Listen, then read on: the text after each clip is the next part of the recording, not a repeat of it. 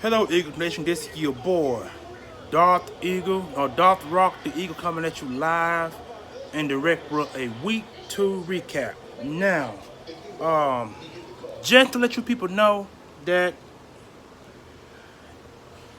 first of all, I'm going to start with the injuries because we have lost 2 players on offense that was quite important. We lost Jason Peters, which is probably the most important piece of the offensive line, to I think they say it's a quad injury, and some say it's a hamstring. I'm not sure exactly which one it is, but that could keep him out for a certain amount of time. So now we lost an important piece, or the A-plus piece on our offensive line of the football. And now the other boy is going to be starting, and I'm not sure what the offense is going to look like now going to next week, because now I'm beginning to wonder about the run game, because Ajayi also got hurt with his back injury, but he came back late in the game. But I think that back injury is going to linger him going into next week's or next Sunday game against whoever we play next Sunday.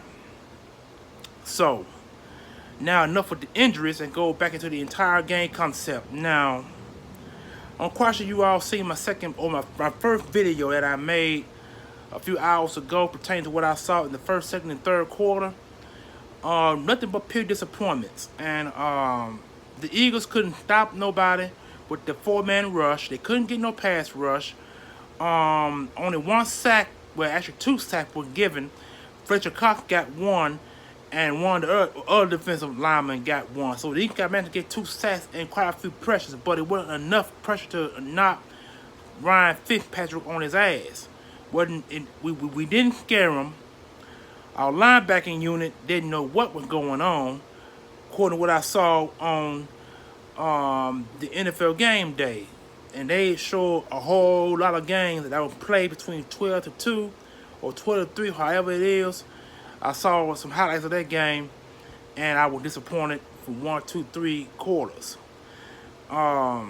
We waited to the very last minute to actually get pressure on the quarterback, get a fumble, and run it for a few yards for Nick Ford to get his first touchdown in that game. Because if you remember,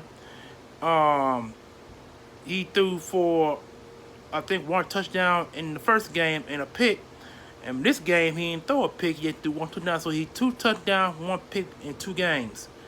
When you start off slow the first half and you allow a team to beat you throwing 2 touchdown passes in the first quarter, and in the second quarter, you allow them to throw 2 more touchdown passes. You know what I'm saying? And that's a pathetic shame for that to happen in the first, second, third quarter and midway through the fourth. I mean, now we have no depth at the offensive line position because of Jason Peters' injury. We're not quite sure how long he's gonna be out, but I believe he's gonna be out for 2 games. That's what I really believe, because quad injuries and hamstring injuries takes at least 2 weeks to heal.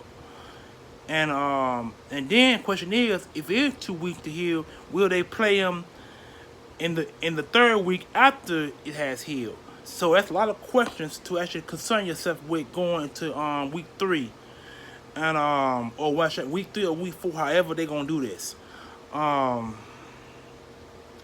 Cornerback position, defensive back position. Now, this is what I have a problem with, because Mills was pathetic through the entire game. First half, second half. Darby did well in week 1, but did horribly in the second week of football. We can't seem to cover nobody out deep because Ryan Fitzpatrick had all day to shred the middle of our defense. Because, see, if you look at it this way, McCleon and Jenkins can't cover both sides of the field. They're supposed to man only the middle of the field. That's why they call it free safety and strong safety. They're supposed to man only the middle of the field. You supposed to have your outside cornerbacks to cover the outside of the field, and you supposed to have another cornerback to cover the slot. The Eagles did none of that in the first half and second half because Ryan Fitzpatrick shredded the hell out of us. And it's a shame that our cornerback had to be left out on an island like that with no safety and no cornerback help going over the top. Deshaun Jackson shredded us for about 6 or 7 catches for over 100-some yards, a touchdown pass. And so far, they managed to keep Mike Evans in check, but Mike Evans got a touchdown in the fourth quarter. And he has a long touchdown record going back to last year to this year. And it seems to be going on. And the way they're playing, they 2-0, we 1-1. Now, I'm not disappointed of the record. I'm disappointed of the play.